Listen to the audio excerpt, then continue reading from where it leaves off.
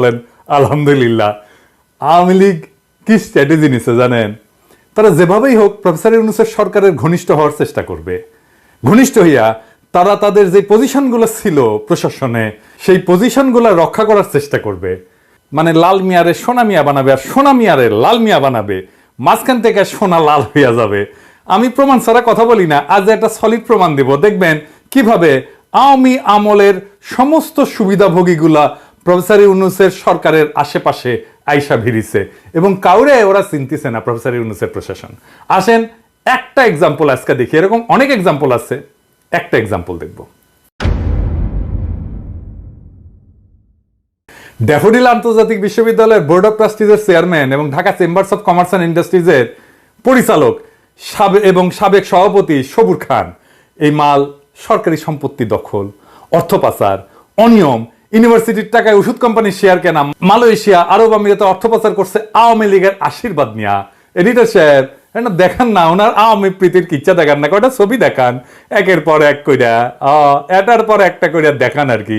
আর এনা জাউরা seal মেরে দেন প্রত্যেকটা ছবির উপরে। দেখেছেন হাসিনার মতো ফটো খিচিছে আর সেটা দিয়ে ওর আকাম জায়েজ করিছে। এখন দেখেন ওই প্রফেসর ইউনূসেরও ছাড়ে নাই, উঠিয়ে গিয়া ফটো খিচিছে। দেখেছেন আমি কইছিলাম না আরেক এপিসোডে যে প্রফেসর ইউনূসকে এই সমস্ত সুযোগ সন্ধানীর হাত থেকে রক্ষা করার দায়িত্ব হচ্ছে ইন্টেলিজেন্সের। ইন্টেলিজেন্স ওনার চারপাশে ঘিরা থাকে, ওনার উপদেষ্টারও দায়িত্ব আছে, তাই না? ওই প্লেনে তার প্রফেসর ইউনূস একা যায়নি, আরো অনেকে গেছে। সরকারের সুবিধাভোগী যারা হাসিনা সরকারে, তারা প্রফেসর ইউনূসের ধারে কাছে ঘেঁষতে দেওয়া যাবে না। এটা একটা পলিসি হিসাবে প্রফেসর ইউনূস বলে দিবেন, আমি এটা বলছিলাম না। হ্যাঁ, কিন্তু প্রফেসর ইউনূস যেহেতু গো ধরিছেন বাচ্চা পোলাবানের মতো যে আমার কথা শুনবেন না, তাই এ ধরনের ঘটনা ঘটতেই থাকবে। দেখেন স্যার কাল লগে ফটো খিচিছেন, দেখেছেন ওই আপনারে বেচবে।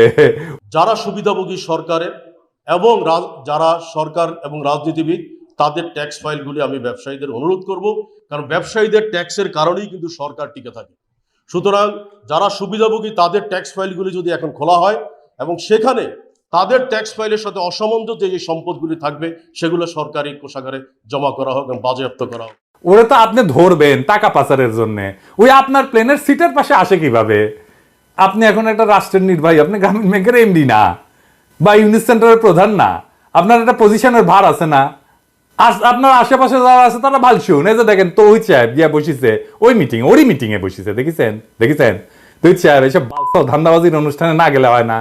আপনি গেছেন জাতিসংঘের সাধারণ পরিষদে, আপনি যদি কাজ খুঁজে না পান ওইখানে, এটা আপনার প্রবলেম। ওইখানে তো মেলা কাজ, ওইখানে আপনার নিঃশ্বাস ফেলার কথা না।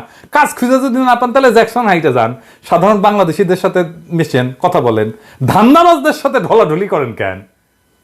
আমি আপনার জায়গায় থাকলে কি করলাম ইনি জানেন? ওই টাইমটায় যদি আমার কোনো কাম থাকতো না বা কাম খুঁজে না পাইতাম, তাহলে আমি কি করতাম? আমেরিকাতে গেছি তো, ওই যে ইলিয়াস, কনক সারোয়ার, শাহেদ আলম, মুনির হায়দার, জ্যাকব, নাজমুস সাকিব, টিটো, এই সবাই ডাকতাম, ওদের সাথে একটু কথা বলতাম। একসাথে যদি খাবার পাই একটা লাঞ্চ টাঞ্চ করলাম ইনি বা ডিনার টিনার করলাম ইনি, ওদের বিপ্লবে কন্ট্রিবিউশনের জন্য ধন্যবাদ জানাইতাম। উনি যা নিয়ে আলাপ করেছেন, যা আউটপুট হয়েছে না ওই ভালসুনদের সাথে, ধান্দাবাজদের সাথে, তার সাথে 100 গুণ আউটপুট বেশি পাইতেন এদের সাথে যদি আলাপ করতেন। কারণ ওরা জানে দেশের জন্য কি দরকার। দেশ নিয়ে এরা সারাক্ষণ ভাবে, ধান্দা করে না কেউ। ইলিয়াস উবের চালায় পেট চালানোর জন্য, ধান্দা করে না। এরা পিওর মানুষ, দেশের কাছে কখনো কিছু চাইবে না, দিবে, শুধু দিছেও, এবং সেই জন্য মানুষের ভালোবাসা পাইছে এই লোকগুলা। এইবার আসেন আমেরিকা প্রশ্ন। আমি যেহেতু কইছি যে আমেরিকার বলয় ঢুকে দিচ্ছে প্রফেসর ইউনূস, এটা মেলাজন মাইন্ড করেছে, তো কেন আমেরিকার ব্লকে আমাদের যাওয়া উচিত না, আসেন সে বিষয়টা আলাপ করি। আমি প্রথমে বলি, বাংলাদেশকে আমেরিকা, ইন্ডিয়া, চীন কোন ব্লকেই যাওয়া উচিত না। তার একটা স্বাধীন পররাষ্ট্রনীতি অনুসরণ করা উচিত। কিন্তু আমেরিকা প্রশ্নে আমাদের আলাদাভাবে বিষয়টা বুঝতে হবে। কেন বুঝতে হবে সেই বিষয়টা আসেন একটু বিস্তারিত আলাপ করি। এর কারণটা হইতেছে ভারত প্রশ্ন। কেন ভারত প্রশ্ন? ভারত আর আমেরিকা পুটকিতে খাতির আছে, বুঝছাও? এই জন্যে আমেরিকাকে আমি আস্থায় নিতে পারি না। কেন পারি না? আর একটু ব্যাখ্যা করে বলা দরকার। পুটকিতে ক্যাঙ্কা খাতির। বাংলাদেশের স্বনির্ভর পররাষ্ট্রনীতি অনুসরণে ভারত হইল সবচেয়ে বড় প্রতিবন্ধক। সেই আমাদের 1971-এ মুক্তিযুদ্ধের সময় থেকে ভারত নানাভাবে আমাদের স্বাধীনতা সার্বভৌমত্বকে অস্বীকার করেছে। প্রবাসী তাজউদ্দিন সরকারকে স্বীকৃতি দেওয়ার আগেই ভারত তাকে বাধ্য করেছে 25 বছরের একটা গোলামী চুক্তি সম্পাদনে, যেটা স্বাক্ষর করার পরপরই অস্থায়ী রাষ্ট্রপতি সৈয়দ নজরুল ইসলাম অজ্ঞান হইয়া পড়ে গেছিলেন। জানেন এটা? ওসমানী ওনারা কইছিল আপনি দেশ বেঁচে দিলেন এইভাবে। গত 15 বছরে আমরা দেখছি বাংলাদেশে একটা ভৃত্য সরকারকে বসায় রেখা, দিল্লির দাসীরা বসায় রেখা ভারত কিভাবে আমাদের স্বাধীনতা সার্বভৌমত্ব আঞ্চলিক অখণ্ডতা বিপন্ন করেছে। এখনো ইন্ডিয়া হাসিনারে রাখিছে, তাই না? ওরা আশ্রয় দিছে, তাই না? ও পালিচ্ছে, তাই না?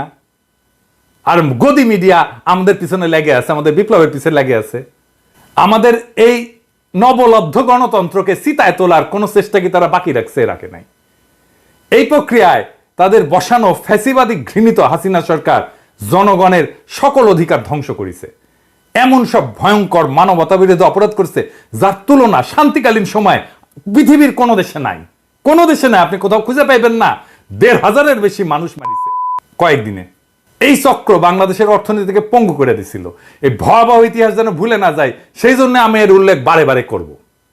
ভারতের এই দুশ্মনির কারণে আমি তাদের খবরদারির তীব্র বিরোধী, এটা আপনারা জানেন। আমি মনে করি ভারত আমাদের দেশের সাথে আগে যেমন শত্রুতা করেছে, পরেও শত্রুতা করবে, এখনো করিচ্ছে শত্রুতা। আমাদেরকে সব সময় অপমান আর পদানত করে রাখাটা তাদের ফরেন পলিসির ডিএনএ এর মধ্যে ঢুকে গেছে একেবারে। কংগ্রেস হোক, বিজেপি হোক, আর মমতা ব্যানার্জি হোক, কেউ এর থেকে বাইরে হবে না। এটা লিখে রাখতে পারেন। এইটা একটা অত্যন্ত ডেলিকেট সিচুয়েশন। আপনাকে যদি সামনে আগাইতে হয়, আমাদের দেশে খুবই স্ট্রং ভারত বিরোধী ভয়েস লাগবে, সক্রিয় কর্মপন্থা লাগবে। এবং যে কারণে হোক, আমি কাউকে এইটার জন্য মন্দ কথা বলবো না। পলিটিক্স যারা করে তারা এই পজিশনটা নিতে পারবে না সঙ্গত কারণে। আমি আর বিস্তারিত গেলাম না। একই সাথে বাংলাদেশ প্রশ্নে যে সমস্ত শক্তি ভারতের পক্ষ নিছে, ভবিষ্যতেও নিতে পারে, তাদের ব্যাপারে আমাদের অত্যন্ত সতর্ক থাকতে হবে। এখানেই আমেরিকার ভূমিকার কথা আসছে। আমাদেরকে প্রশ্ন করতে হবে, বাংলাদেশ প্রশ্নে আমেরিকা কি ভারতের বিরুদ্ধে দাঁড়াবে? এই প্রশ্নের যথাযথ এবং নির্ভরযোগ্য উত্তর না পেলে আমরা কি আমেরিকাকে বিশ্বাস করতে পারি? আমার ধারণা আমেরিকা ভারতকে উপেক্ষা করে আমাদের পাশে দাঁড়াইতে পারবে না। তার কারণগুলো কি এটা ব্যাখ্যা করি।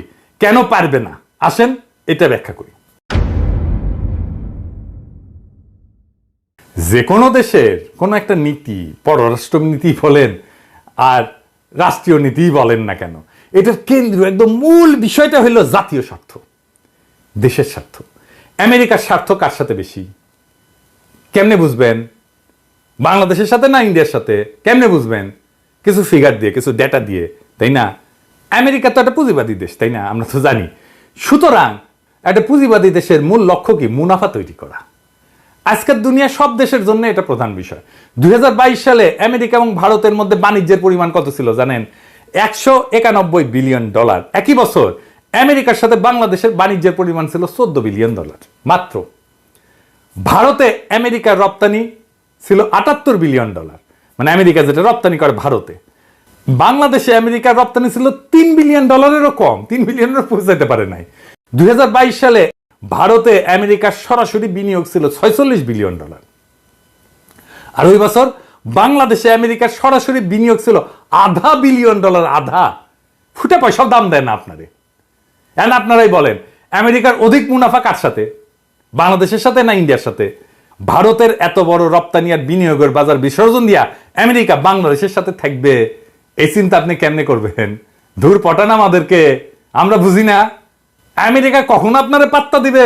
কখনো ভারতের উপরে দিবে না। ভারত যেটা বলবে সেটা আমেরিকা মাইনা নেবে, এটা লিখে রাখেন। 2 নাম্বার, ইন্দো প্যাসিফিক অঞ্চলে চীনকে ঠেকানোর জন্য আমেরিকার নেতৃত্বে একটা কোয়াড হয়েছে না, জোট হয়েছে না? ওইটাতে ভারত অন্যতম সদস্য না? সদস্য তো। আমেরিকান প্রেসিডেন্টের ইন্দো প্যাসিফিক একটা কৌশলপত্র আছে, ওখানে কি বলছে জানেন? ইংরেজিতে কইছে যে a like minded partner and leader in South Asia. ইংরেজি যেহেতু কইছে ঠিকই কইছে, তাই না? তো অর্থাৎ এটার মানে হইতেছে যে সমভাবাপন্ন মিত্র এবং দক্ষিণ এশিয়ার নেতা এবং কোয়াডের চালিকা শক্তি ভারত। এবং ওই কৌশলপত্রের অ্যাকশন প্ল্যান, একটা প্রধান অ্যাকশন হইল support India's continued rise and regional leadership. তার মানে হইতেছে ভারতের যে ক্রমাগত উত্থান এবং আঞ্চলিক নেতৃত্বকে সহায়তা করা। এটা লিখিত পরিতরে ভাই, প্রেসিডেন্টের ডকুমেন্ট, আমেরিকান প্রেসিডেন্টের ডকুমেন্ট। দেখেন, এইটা হইল ভারতের প্রতি আমেরিকার শীর্ষস্তম স্তরে সরকারি নীতি। আমেরিকান প্রেসিডেন্টের এই কৌশলপত্রে বাংলাদেশের নাম খুঁজে পাবেন? খুঁজেন, পাবেন না। আমি পাই নাই, আপনারা পাইলে জানায়েন।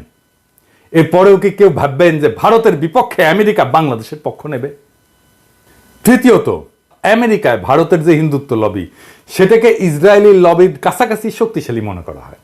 আমরা কিন্তু খুব একটা এই বিষয়ে সচেতন না। এই হিন্দুত্ববাদী লবির চাপে ক্যালিফোর্নিয়ার গভর্নর বর্ণ প্রথা, এটা ক্যালিফোর্নিয়ার সংসদে নিষিদ্ধ করার সিদ্ধান্ত নিয়েছিল, ওইটাতে স্বাক্ষর করতে পারে নাই। এই যে অ্যান্ড্রু ককবার্নের যে প্রবন্ধ, এটাতে কয়েকটা গুরুত্বপূর্ণ ঘটনা এবং তাদের কার্যক্রমের বিশদ বিবরণ আছে, যা আমেরিকায় হিন্দুত্ববাদী লবির উত্থান এবং তার রাজনৈতিক সামাজিক প্রভাব তুলে ধরছে। এর মধ্যে কয়েকটা আমি এখানে উল্লেখ করি। যে এখানে দেখানো হয়েছে যে কিভাবে হিন্দুত্ববাদী সংগঠনগুলো, যেমন Hindu American foundation HAF, American রাজনৈতিক মহলে প্রভাব বিস্তারে সক্রিয়। তারা মার্কিন রাজনীতিবিদদের সাথে সংযোগ স্থাপন করে এবং তাদের কাছে ভারতের হিন্দুত্ববাদী এজেন্ডা তুলে ধরে। এইসব সংগঠন মার্কিন নীতি নির্ধারকদের প্রভাবিত করার চেষ্টা করে। যেমন তারা ভারতে মুসলিম সম্প্রদায়ের উপরে নির্যাতন এবং কাশ্মীর ইস্যুতে তারা মার্কিন নীতি নির্ধারকদের প্রভাবিত করার চেষ্টা করে, যেন তারা ভারতের মুসলিম সম্প্রদায়ের উপর নির্যাতন এবং কাশ্মীর ইস্যুতে নীরব থাকে। 2 নাম্বার, 2014 সালে মোদির আমেরিকা সফরের কথা উল্লেখ করা হয়েছে এখানে। ওইখানে হিন্দুত্বপন্থী আন্দোলনের জন্য একটা গুরুত্বপূর্ণ মাইল ফলক হিসেবে বিবেচনা করা হয়। মোদি যখন প্রধানমন্ত্রী নির্বাচিত হয়, তখন তার উপরে 2002 সালে গুজরাট দাঙ্গায় জড়িত থাকার অভিযোগে আমেরিকার কিন্তু ভিসা নিষেধাজ্ঞা ছিল। কিন্তু প্রধানমন্ত্রী হওয়ার পর মোদি আমেরিকা সফর করতে সক্ষম হয় এবং ভারতীয় আমেরিকানদের মধ্যে ব্যাপক সমর্থন পায়। এবং তার ওই সফরের সময় নিউ ইয়র্কে ম্যাডিসন স্কোয়ারে তার জনসভা ছিল উল্লেখযোগ্য, যেখানে আমেরিকার রাজনৈতিক ব্যক্তিত্বরা উপস্থিত ছিলেন এবং তাকে সমর্থন জানাইছিলেন। এই প্রবন্ধে বিশেষভাবে উল্লেখ করা হয়েছে যে কিভাবে হিন্দুত্ববাদী লবি কাশ্মীরের স্বায়ত্তশাসন বাতিলের এই যে অনুচ্ছেদ 370, এটার পরিপ্রেক্ষিতে আমেরিকায় ভারতের অবস্থানকে সমর্থন জানাইতে সক্রিয় ভূমিকা নিয়েছিল। 2019 সালে ভারতের বিজেপি সরকার কাশ্মীরের বিশেষ মর্যাদা বাতিল করছিল না, মনে আছে না? তারপরে এই লবি মার্কিন রাজনীতিবিদদের প্রভাবিত করতে সচেষ্ট হয়, যেন তারা ভারতের এই পদক্ষেপের সমালোচনা না করে এবং এই বিষয়টাকে ভারতের আভ্যন্তরীণ বিষয় হিসেবে দেখে। এই প্রবন্ধে আরো দেখানো হয়েছে যে কিভাবে হিন্দুত্ববাদী লবি ভারতে মুসলমানদের উপরে নির্যাতনের ঘটনাগুলোকে নিয়ে আন্তর্জাতিক সমালোচনা বন্ধ করার চেষ্টা করছে।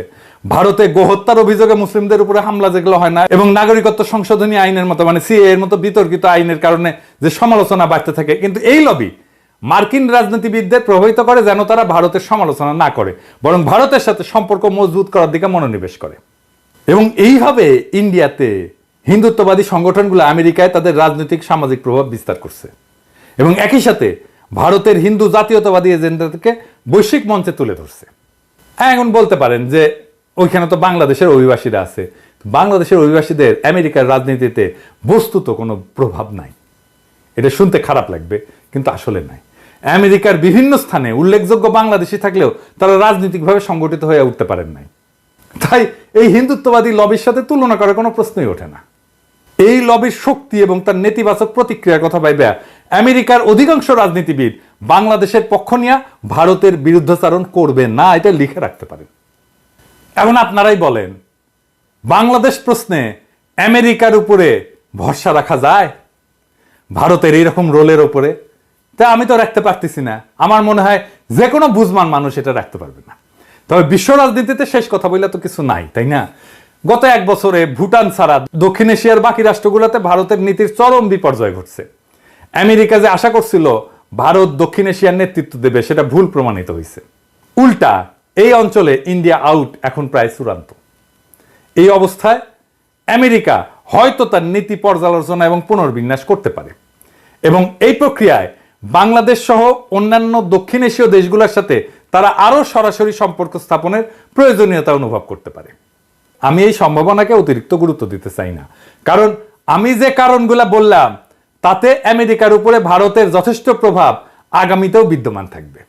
এই কারণেই ডোনাল্ডকে দিল্লি হয়ে ঢাকা আসতে হয়, বুঝো নাই? এই জন্যে। তবুও তর্কের খাতিরে যদি ধৈরাও নি যে আমেরিকা বাংলাদেশের সাথে আরো নিবিড় সরাসরি সম্পর্কের উদ্যোগ নিবে, তাইলে আমাদের দুই কান কথা আছে। কি কথা?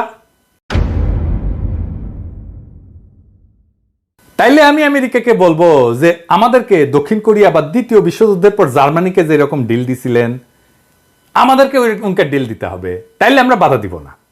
আপনারা তো চীন থেকে বিশাল পরিমাণে বিনিয়োগ সরাই নিচ্ছেন অন্যান্য দেশে, তাই না?